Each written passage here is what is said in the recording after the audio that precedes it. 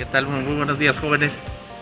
Bienvenidos a la jornada de reforzamiento del CONALEP Plantel Durango 130. Para mí es un gusto saludarlos y sobre todo presentarles a dos jóvenes egresados de la carrera de electromecánica para que nos platiquen un poquito de su experiencia en el plantel, de cómo se la pasaron, cuál fue su problemática y los eventos que tuvieron una vez que egresaron del plantel de estas especialidades. Entonces, bienvenidos jóvenes a esta jornada.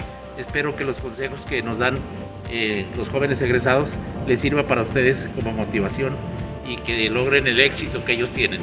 Muchas gracias.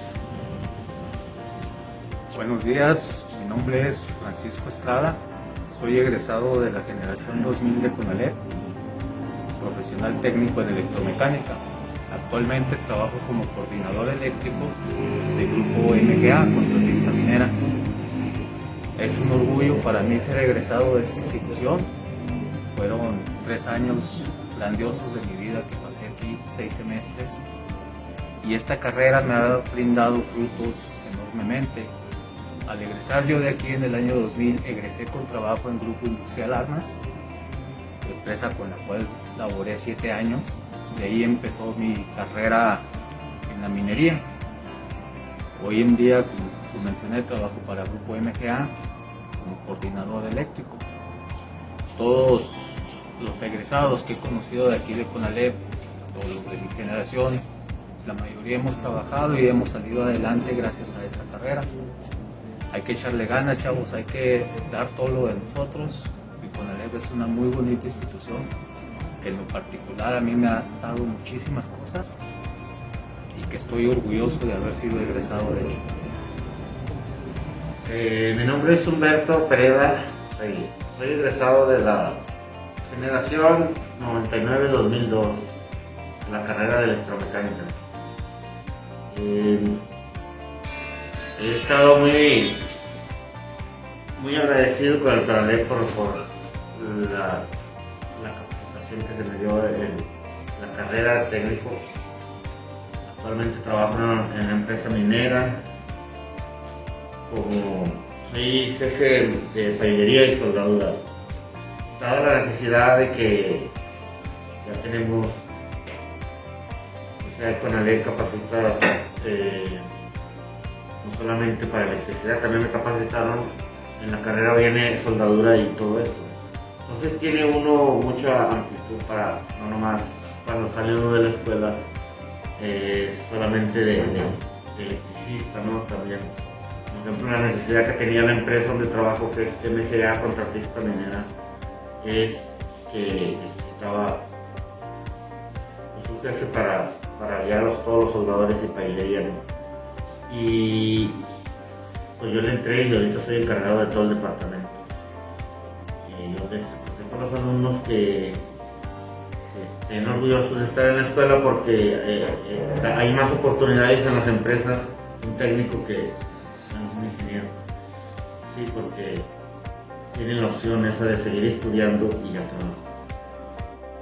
Jóvenes de CONALEP, tenemos aquí en el señor egresado de nuestra escuela técnicamente un éxito en el campo profesional. Ustedes como alumnos del CONALEP tienen una ventaja enorme sobre otros sistemas, porque el CONALEP les va a dar aquellas habilidades y competencias que no van a obtener en otro sistema educativo. El CONALEP certifica y da una cédula a nivel técnico profesional para que ustedes se desempeñen con éxito en la vida laboral, que es lo que más México y el mundo requiere, una competencia a nivel técnico. Adicionalmente les da la posibilidad de seguir sus estudios, como es en muchos casos como lo que hacen nuestros egresados. Sin embargo, pueden insertarse ya saliendo del CONALEP con su título de profesional técnico en el campo laboral. No desperdicien esa oportunidad de obtener esa competencia. Sean conscientes de la gran ventaja que como alumnos de CONALEP tienen en la vida nacional. Y sean ustedes, vamos a decir, usuarios conscientes y aprovechados de que el tiempo de vida que tenemos es limitado. Por lo tanto, el hecho de dedicarnos con ahínco, con verdadera pasión a lo que nos forma y nos da valor como personas, puesto que también CONALEP forma en ese sentido al alumno, en los valores que se le inculcan de responsabilidad, de congruencia, de sentido social, sea también un aliciente más para que la sociedad que nosotros día a día construimos sea una mejor sociedad. Muchas gracias.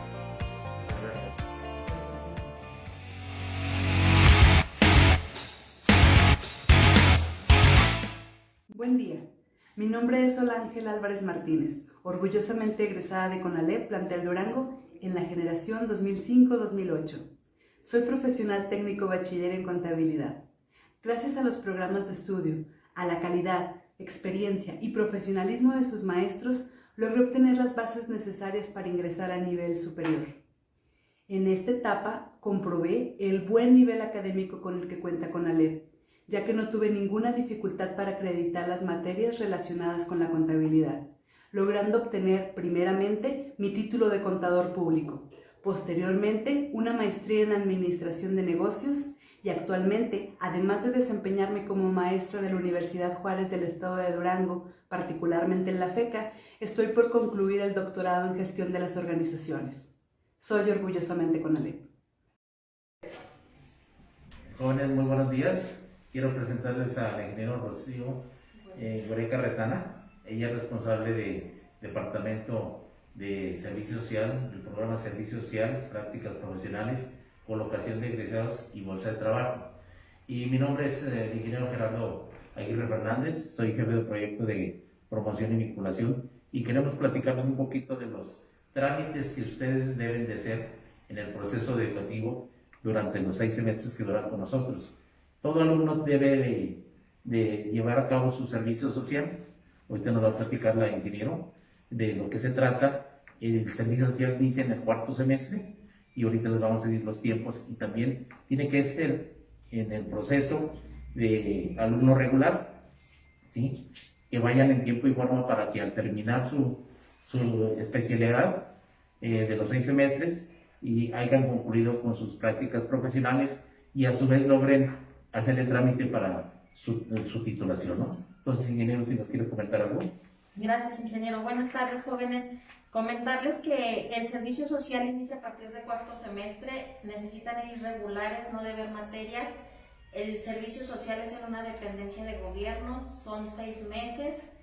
Terminando su servicio social, iniciarían con el trámite de prácticas profesionales, que serían 4 meses. Estas se llevarían a cabo en una dependencia privada donde puedan desarrollar sus actitudes como profesionales técnico bachiller, lo que han estado aprendiendo en el transcurso de su carrera. Posteriormente, ya cuando hayan realizado estos trámites, servicio social y prácticas profesionales, ya ustedes pueden participar en la conclusión, para iniciar su trámite de titulación. Si no tienen terminado servicio social y prácticas profesionales, no pueden tramitar su titulación. Entonces yo los voy a estar acompañando en este proceso de servicio social y prácticas, y aquí estamos a sus órdenes. Mi número de teléfono es el 618-296-6019. Para cualquier duda o comentario, ahí me pueden localizar. Sí, quiero comentarles también que el servicio social se hace en una institución pública de gobierno, ya sea en los 3 niveles de gobierno, federal, municipal y estatal, ¿no? Las prácticas profesionales lo pueden hacer en una empresa y también en una institución pública, ¿no? Entonces, jóvenes, estamos a sus órdenes. Posteriormente, ahorita, de acuerdo a nuestras participaciones, vamos a pasar algunas láminas para que tengan más en cuenta estos procesos, ¿no? Entonces, no se descuiden, échenle ganas y estamos para servirles. Muchas gracias. jóvenes alumnos del plantel CONALEP Durango. Soy la maestra Araceli Martínez Olavarría. Imparto la materia de comunicación en primero y segundo semestre. El programa de estudios de esta materia está estructurado en unidades, las cuales tienen el objetivo de destacar el proceso cognitivo que requiere el alumno para la comprensión, adquisición y generación del contenido temático del programa. Para cada contenido hay una parte práctica que corresponde a las actividades, las cuales los alumnos desarrollarán aplicando los conocimientos adquiridos después del desarrollo de cada tema.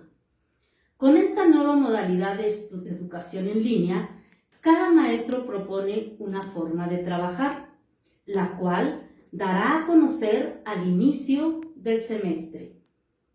Las actividades es importante que ustedes las envíen en tiempo y forma.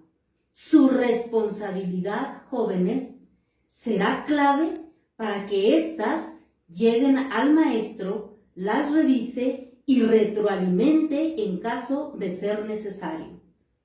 Jóvenes, su empeño, esfuerzo y dedicación los llevará a conseguir el éxito. Gracias. Buen día, vamos a ver el día de hoy el tema del tiempo presente simple. Recordando lo que ya hemos visto con anterioridad y lo vamos a volver a ocupar, que lo tenemos en el documento 1 y en el documento 2. Primera cuestión, dijimos que había 4 gramáticas, ya vimos la gramática del to be, ya vimos que se estudiaba parte del to be, vimos las características. Segunda gramática es la de los tiempos simples. En primer semestre vamos a ver los tiempos en presente. La segunda gramática será entonces el tiempo del presente simple. Y nos quedaría por ver la del tiempo continuo, progresivo y la de los tiempos perfectos. Vamos a ver qué es el tiempo presente simple, pero antes necesitamos recordar algunas cosas. Lo de los verbos que venía en el documento 1. La forma del infinitivo de los verbos es con el to y la forma base del verbo es la que se encuentra después del to.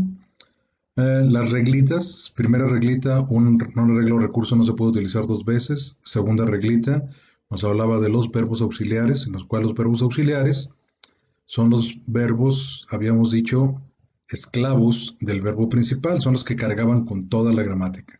Tercera reglita, las oraciones interrogativas son las únicas que comienzan con verbo o verbo auxiliar, y en su caso comienzan con palabra interrogativa, las question word, que ya las vimos por ahí, son 6 que empiezan con WH, what, who, where, when, where, y no me acuerdo cuál otra, y la how, pero por ahí las tienen ya.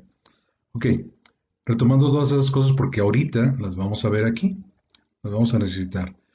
Bien, entramos en tema, presente simple. El tiempo presente simple expresa eventos o situaciones que existen siempre. De manera habitual, existen ahora, en el pasado y muy probablemente en el futuro. Son las acciones que hacemos cotidianamente. Por ejemplo, los gustos, esos son de siempre. A mí me gustan las manzanas, eso lo digo en el tiempo presente. Esta rayita del tiempo, aquí nos marca el tiempo presente. Detrás de la rayita, todo esto sería el tiempo pasado y eso es el tiempo futuro. Por eso nos dice que en el tiempo presente, yo digo, a mí me gustan las manzanas, pero el día de ayer también lo podía decir. ¿Cuándo me gustan las manzanas? Pues siempre. Ayer, antier, cuando estaba chico, mañana me seguirán gustando las manzanas, etcétera, etcétera. El verbo comer, por ejemplo, yo como a las 3. ¿Cuándo como a las 3? Pues el día de hoy como a las 3, el día de ayer, y es una rutina o un hábito, es un hábito que tengo y siempre se lleva a cabo eso. Mañana voy a comer a las 3, pasado. Quien practica algún deporte, yo juego soccer. Oye, pero ahorita no traes ni balón, ni traes tenis, ni traes nada. No, pero ahorita a las 5 voy a tener a las 5 entrenamiento de soccer. Por lo tanto, yo puedo decir, yo juego soccer. Ayer tuve un torneo. ¿Por qué? Pues porque yo juego soccer. El año pasado fuimos campeones. ¿Por qué? Porque yo juego soccer. O sea, el tiempo presente simple nos denota pues acciones que suceden ahora, en el pasado y probablemente en el futuro, de manera habitual. Bien, una cuestión aquí con el tiempo presente simple es que en el tiempo presente simple no se puede usar el verbo to be. Cuidado con esta parte. Aquí no se puede usar el verbo to be. ¿Por qué? Pues porque el verbo to be se estudia aparte y tiene sus propias reglas. Aquí no podemos meter en ninguna de estas oraciones el verbo to be. Aguas con eso. Vamos a ver. La gramática de este tiempo nos dice que para todas las personas, ¿quiénes son las personas? Todos los pronombres personales, I, you, he, she, it, we, you, they. Y acuérdense que esos hacen referencia del sujeto. La primera palabrita del documento 1, ¿qué era el sujeto? ¿Por qué era importante conocer el sujeto? Porque el sujeto lo tenemos que relacionar con un pronombre personal, es decir, con las personas, con los pronombres personales. ¿Sale? Ok, la gramática de este tiempo nos dice que para todas las personas se conjuga el verbo en su forma base. ¿Cuál es la forma base? La que estaba después del to.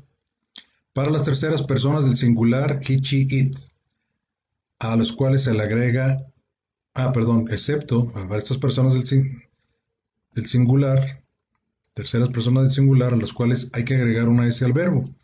Ya lo habíamos puesto por ahí en un documento anterior y en una presentación anterior. Puse, por ejemplo, me parece que era el verbo correr. Yo decía I run, you run, pero cuando nos referimos a he, le agregamos una S.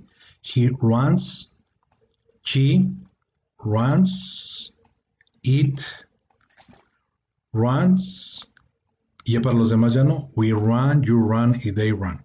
¿Sale?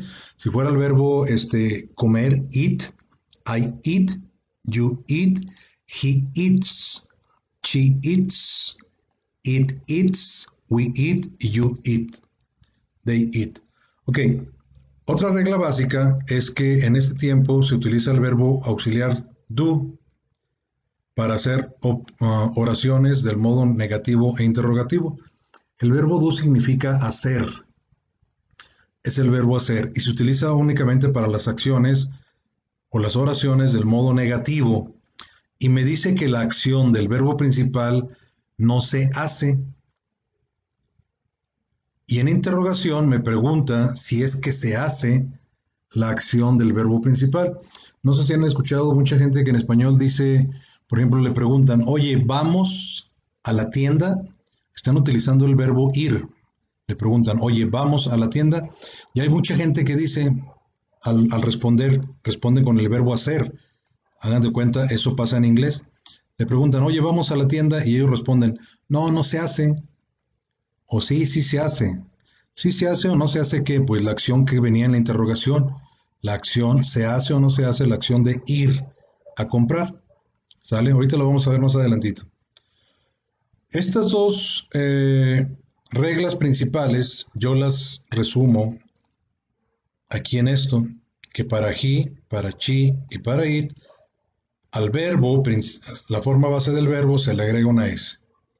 Y la segunda reglita es que existe un verbo auxiliar, que es el verbo do, pero se utiliza nada más para la forma negativa y para la forma interrogativa. Si se fijan, aquí no nos menciona que para la forma afirmativa se utiliza el verbo auxiliar do, no la lleva. Vamos a ver ahorita las gramáticas de esto. Las estructuras básicas de este tiempo queda como lo muestra la siguiente tabla. Ahorita les voy a explicar estructura por estructura. La estructura básica, la principal, acuérdense que habíamos dicho, todas las oraciones parten de sujeto, verbo, complemento. Bien, pues la estructura básica, que es en la que nos basamos para construir las otras dos, que es la afirmativa, nos queda de esa manera. Sujeto, verbo y complemento. Tal como habíamos dicho que era la básica principal de todos los tiempos.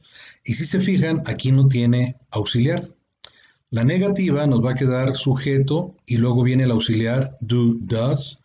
Ahorita lo explicamos eso. La negación, verbo y complemento. La interrogación nos queda el auxiliar al inicio, después sujeto, verbo y complemento. Vuelvo a repetir, ahorita voy a explicar estas. Y nos presentan aquí algunos ejemplos. Toda esta teoría va en el documento que les estoy poniendo ahí anexo a lo que vamos a hacer en esta semana. Bien, vamos a explicar primeramente el modo afirmativo. Para el modo afirmativo nos vamos a basar en la estructura básica que es sujeto, verbo, complemento. Y voy a poner enseguida un ejemplo. Aquí tenemos el siguiente ejemplo y estoy poniendo dos diferentes personas o pronombres personales, el pronombre I, y acuérdense que el sujeto lo tenemos que relacionar con un pronombre. ¿Cuál es el pronombre para este sujeto? Para Joe, el pronombre personal sería he, ¿verdad? Ok, este lo relacionamos con un pronombre para poder aplicar correctamente la gramática. Vamos a ver a qué nos referimos con esto. Si nos acordamos, si hacemos un poco de memoria, aquí teníamos las dos reglitas que les había dicho. Para he, para she, para it, al verbo se le agrega una S y existe el auxiliar do para hacer forma negativa e interrogativa.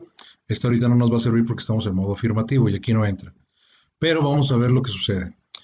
I read a book. Hay que ir inmediatamente al sujeto, que es quien nos va a decir cómo vamos a aplicar la gramática. ¿Hay alguna gramática en especial para el pronombre I? Pues no, vemos aquí que no nos da ninguna indicación para el pronombre personal I. Por lo tanto, esta oración, la primera, I read a book, ya nos queda completa. Pongo el sujeto I y acuérdense que aquí en realidad el verbo que estábamos usando, es el verbo to read. Esta sería la forma del infinitivo y la forma base, que es lo que nos decía la reglita gramatical, dice se conjugan con su forma base. Agarro esta forma base, me la traigo para acá y aquí la pongo. I read a book. Ya no le pongo el to porque ya está conjugado. Y al conjugarlo, esta parte se elimina al ponerlo acá. ¿Sale? Entonces se pone únicamente la forma base. Ok, I read a book. Yo leo un libro. Y ya nos quedó esta frase, ya está completa y está bien hecha. Vamos a ver la segunda frase o la segunda oración. Lo que tenemos aquí es, acuérdense que hay que ver primeramente el sujeto. El sujeto es muy importante, lo dice el documento 1 y es la primera parte. El sujeto es muy importante porque el sujeto me dice cómo voy a aplicar las reglas gramaticales, que aquí las tengo en anaranjadito. Ok. Esta segunda oración, ¿quién es el sujeto? Joe. ¿A qué pronombre personal hace referencia Joe? Al pronombre personal he, porque Joe es él. Por lo tanto, la gramática sí me está indicando que hay que hacer algo. ¿Qué es lo que hay que hacer? A la forma base del verbo hay que agregarle una S. A esta forma base del verbo, lo que voy a tener que hacer aquí es agregar una S. Por lo tanto, esta oración todavía no está completa y todavía no está bien. A la forma base del verbo le tengo que agregar una S aquí. Ahora sí ya le apliqué la regla gramatical, ya tengo agregada la S aquí y ahora sí esta oración ya está correcta. Joe reads a book. Pasaría lo mismo si fuera aquí Mary, porque Mary es she, ¿sí? Mary reads a book sería también. Voy a decir un absurdo, pero pues bueno, para seguir con el ejemplo, si un perro pudiera leer, diríamos the dog, que sería it, the dog. Bueno, en caricaturas tal vez sí lo pudiéramos ver, ¿verdad? The dog reads a book. ¿Sale? Ok. Y esta es la manera en que hacemos la primera estructura. Acuérdense que nos decía acá del modo afirmativo, esta es la estructura primera. Sujeto, verbo, complemento. Bien, vamos a ver la segunda estructura, que es la negativa. Vamos a ver cómo se arma esa oración interrogativa. A la forma base, perdón, a la estructura básica en la que nos basamos, que es sujeto, verbo, complemento, vamos a ver qué nos dice la gramática de este tiempo. Me dice que para hacer la forma negativa, estas son las reglas gramaticales de este tiempo, me dice, oye, para hacer la forma negativa, necesitas meterle un auxiliar, que es el verbo do. En el documento 2, donde hablamos acerca de cómo se ponen los auxiliares, ahí dijimos que los verbos auxiliares se escriben ¿dónde? Se escriben antes del verbo principal. Es decir, esta estructura, acuérdense que desde la primera clase les dije, Esta es la forma base de las estructuras y sobre esta vamos a ir construyendo lo demás, dependiendo de qué, de lo que nos diga la gramática. Va de nuevo el tema. Estamos diciendo que me dice el tema que para la forma negativa, esta forma negativa, debe de llevar un verbo auxiliar que es el do. Segundo documento, decíamos que los auxiliares van antes del verbo principal. Por lo tanto, aquí es donde me voy a traer el verbo auxiliar do. Y de una vez me lo traigo y hago la aclaración. Viene do y viene does. Ya habíamos dicho que este se pronuncia do y este se pronuncia como si fuera un dos muy fresa. ¿Cómo digo el número 2? Pues así, 2, pero si fuera muy fresa yo lo diría does. Does. ¿Sale? Ok, ¿por qué ponemos aquí do y does? Porque resulta que para he, she, it, que es lo que me decía esto, hay que agregar una S. ¿Quién va a llevar la S? Pues el esclavo, es decir, el auxiliar. No la va a llevar el verbo principal. La tiene que cargar la S el esclavo, porque es la segunda reglita que tenemos ahí.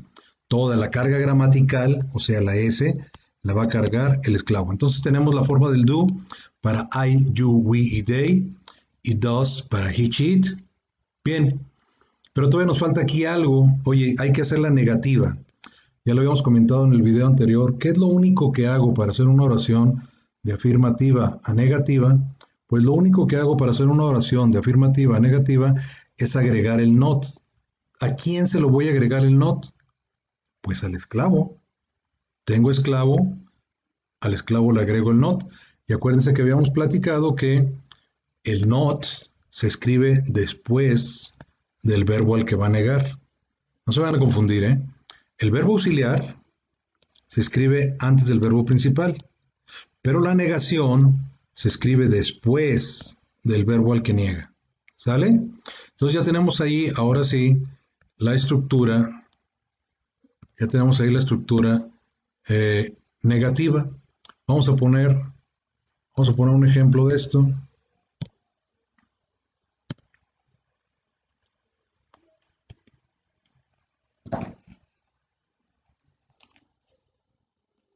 Retomando la oración que habíamos escrito en el ejemplo anterior, tengo aquí que en la primera es el sujeto I, verbo read a book. ¿Ya lo habíamos visto esto? La segunda habíamos dicho que era Joe reads a book, porque el sujeto era Joe, hacía referencia al pronombre personal he, y habíamos dicho que para he se llevaba la S, la forma del verbo. Vamos a ponerlo aquí más chiquito esta parte, ¿vale? Que no se nos olvide. Y por lo tanto, el verbo aquí llevaba una S, por eso es que le poníamos la S. Ok, vamos a analizar la primera. La estructura me dice, ya vimos la estructura de dónde venía, porque se le ponía así. La primera me dice que va primero el sujeto, ya lo tengo, hay que respetar las estructuras. ¿Qué sigue? La forma del auxiliar. ¿Cuál es el auxiliar? Es el verbo do. ¿Sale? La forma del auxiliar es el verbo do, por lo tanto, vamos a poner aquí el auxiliar do. ¿Qué sigue? La negación. ¿Cuál es la negación? Not. ¿Sale? Y ya nos queda completa aquí nuestra frase. I, sujeto, que seguiría auxiliar do, que sigue negación not, que sigue verbo read, complemento a book. Y ya tengo la oración ahora sí completa, en modo negativo, I do not read a book. Acuérdense que así funciona para I, you, we y they. ¿Qué pasa cuando el sujeto, Joe, hace referencia a he? Pues que hay que agregar una S al verbo. Ok.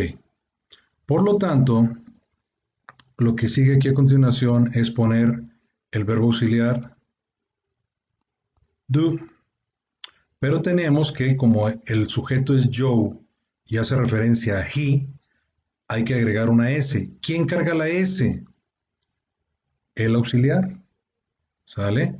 Ya lo habíamos comentado, lo comenté en una ocasión anterior, que hay una reglita que la utilizamos para hacer los plurales y que me dice que todas las palabras que terminan en O y las quiero hacer en plural o agregar una S, no se hacen así nada más, no lo agregamos así, ¿sí? Las que terminan en O, hay una reglita que me dice que hay que agregar la S con una E. Y por eso esa reglita la aplicamos aquí y así nos queda. ¿Sale? De ahí es de donde viene eso. Ok, Joe does, ya estamos viendo que el sujeto es Joe, hace referencia a he, el verbo debe de llevar una S, ¿a quién se la cargamos? Al esclavo, y aquí ya la tiene el esclavo. ¿Quién está cargando la S? El esclavo. ¿Sí? ¿Qué nos falta? Pues que el esclavo cargue la negación que va aquí. ¿Cuál es la negación? Not. ¿Sí? ¿Notan algo raro ahí? ¿Hay algo raro ahí? ¿Qué es lo que estamos notando de raro? Pues lo que estamos notando de raro es que tengo la S dos veces. Tengo la S aquí y la S acá. Y la primera reglita del profe Omar dice que un recurso gramatical, en este caso la S, este es el recurso gramatical, no se puede aplicar dos veces en una oración. Ok. Para tomar la decisión y que tengan la seguridad de cómo hacerlo, ¿a quién le dejo la S? Dicho de otra manera, ¿quién carga la S? El auxiliar, el esclavo. Todo que lo cargue el esclavo. Por eso les decía que es como un esclavo este. Toda la gramática la va a cargar él. Por lo tanto, a este le quitamos la S. No puede estar dos veces la S y se la dejamos únicamente al esclavo. Luego por ahí me dicen, oiga, mi maestro de secundaria me decía que era do not, era don't. Lo comentamos en una clase anterior. Para hacer las contracciones es do, pongo la N, la O, la poncho, le meto un alfilerito, la poncho, pero me queda aquí como forma de apóstrofe y me queda la T. ¿Sale? Para contraer esta parte, hacemos igual, does,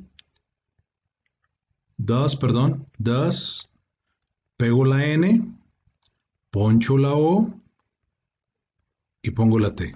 ¿Sale? Entonces aquí ya tengo las dos formas contraídas del do not, que es don't, y del does not, que es doesn't. ¿Sale? Oiga, ¿cuál de las dos pongo? Pues ya habíamos dicho, las oraciones contraídas son válidas en inglés, excepto para situaciones formales. ¿Cuál voy a poner? Pues, profe, pues si te pido en forma completa, o si el ejercicio te lo pide en forma completa, sería así. Y si el ejercicio te lo pide en forma contraída, sería estas formas. Bien, vamos a ver la siguiente estructura. Bueno, vamos primeramente a comprobar que sí nos quedó así la estructura, dependiendo de lo que decía acá. Va sujeto, do y does, negación not, luego va el verbo y complemento. ¿Sale? Ahí tenemos ya esa siguiente estructura. Vamos a ver el modo interrogativo. El modo interrogativo, si se fijan, nuevamente nos basamos en la estructura básica que teníamos acá, y esa estructura básica me dice que la estructura básica es sujeto, verbo, complemento. Bien, vamos a ver el ejemplo. Déjenme escribo el ejemplo. Bien, aquí tenemos las mismas frases con las que hemos comenzado. I read a book. Joe reads a book. ¿Sale? Bien, tercera reglita que habíamos visto. ¿Qué nos decía la tercera reglita? Las oraciones interrogativas comienzan con verbo, en el caso del to be, o con el verbo auxiliar, en el caso de que la gramática sí me lo marque.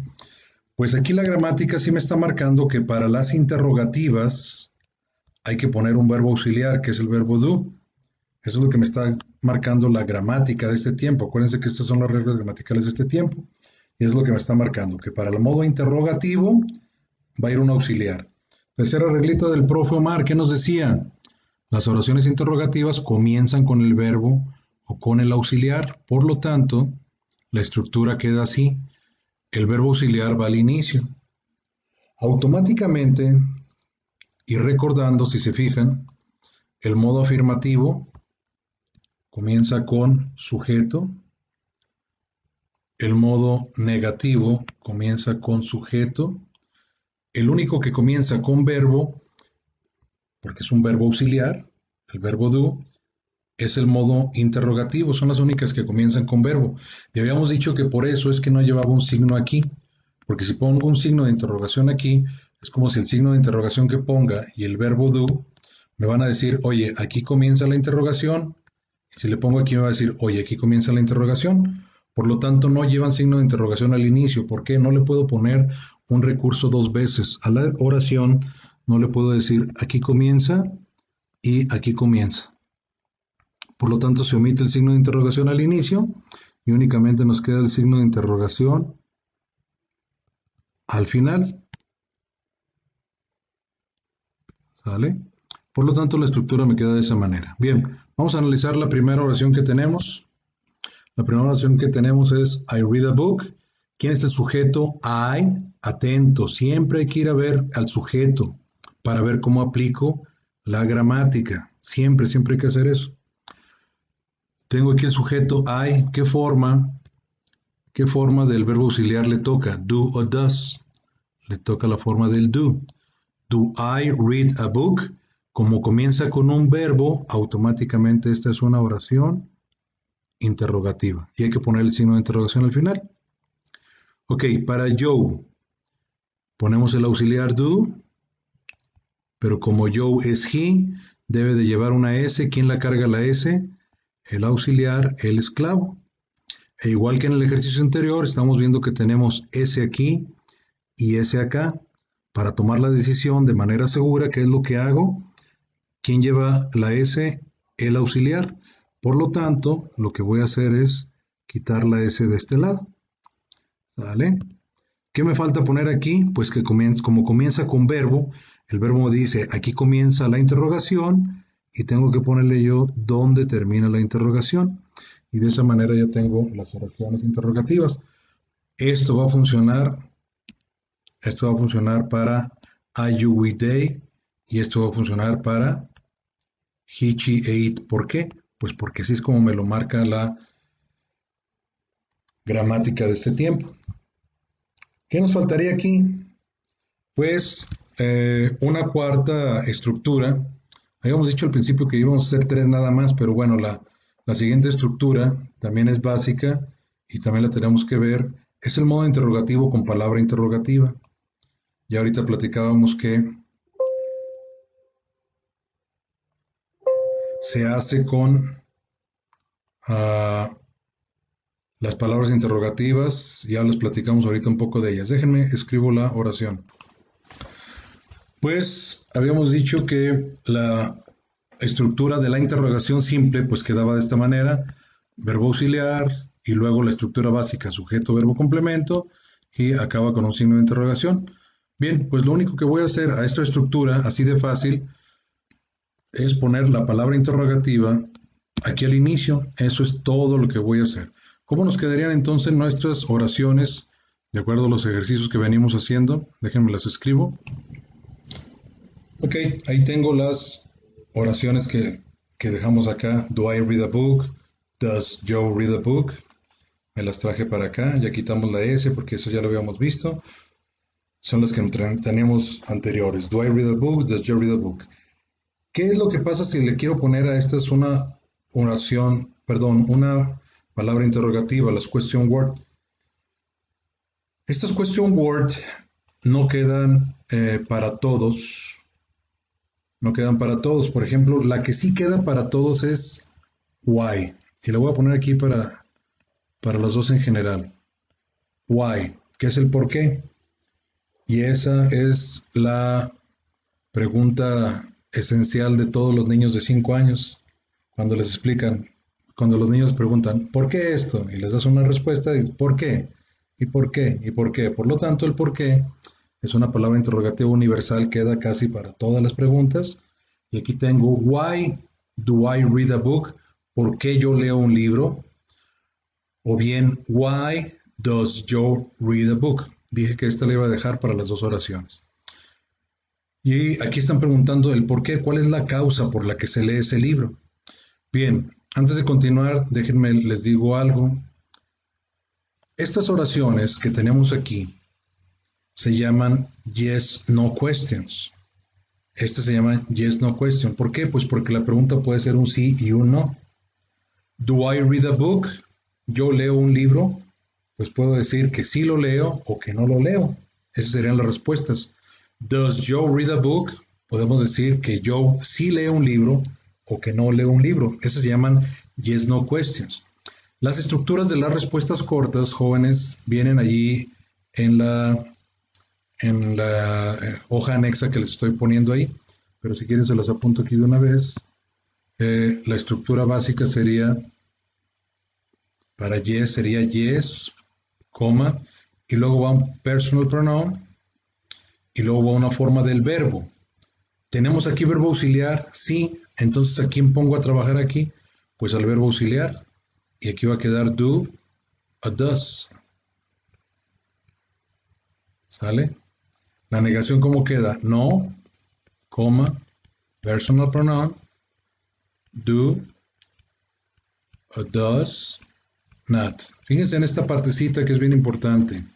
Pongo aquí la coma, que es muy importante, porque si no pongo coma, voy a tener aquí una negación y aquí otra negación. Y estaría infringiendo la primera reglita del profe Omar, que dice que no puede ir un recurso gramatical, la negación, no puede ir dos veces en una oración. En una oración no pueden ir dos negaciones. Por eso es que es muy importante aquí poner esta coma. Eso sí, si tenemos examen de esto y si no me ponen la coma, por la simple coma, va a estar mal la oración, ¿eh? Aguas con eso. Bien, aquí tenemos, do I read a book? Yo leo un libro. La respuesta sería yes, I do. Si es negación, no, I don't. Estas se llaman short answers o respuestas cortas. Por lo tanto, aquí casi siempre usamos la forma contraída. ¿Sale? Does Joe read a book? Yes, he. Pronombre personal para Joe. Aguas aquí con esto. Se pone el pronombre personal, ya no el nombre. Yes, he does. Negación, no. Pronombre personal para Joe. He doesn't. ¿Sale? Ahí vienen los ejemplos. Bien.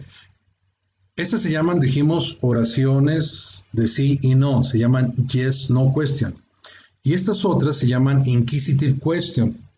Preguntas inquisitivas. ¿Qué quiere decir inquisitivo? Que viene de investigar. Algo muy inquisitivo es alguien que investiga.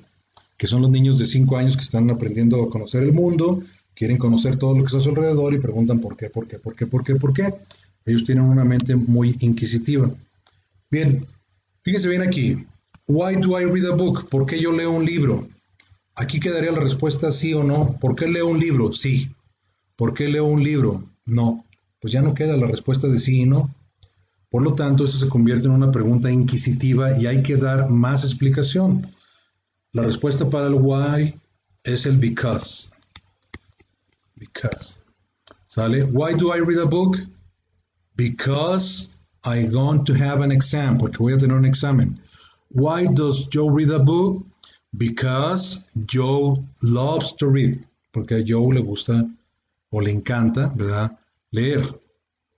¿Cuál otra pregunta interrogativa quedaría aquí? Por ejemplo, aquí nos quedaría también, por ejemplo, where. Where do I read a book? ¿Dónde leo un libro? Pues yo leo un libro en la biblioteca. También quedaría how. How does Joe read a book? ¿Cómo es que Joe lee un libro? Pues lo lee intensamente porque va a tener un examen. ¿Sale? Y aquí tenemos ya la última estructura, que es la de las oraciones con palabras interrogativas, que es la que nos dan acá. ¿Sale? Esa es la que viene aquí en este lado.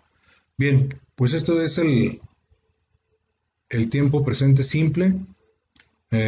Aquí está el video para que lo vean. Por si tienen otra duda, les voy a mandar ahorita el documento anexo donde viene todo este rollo que les estoy echando, viene ahí impreso.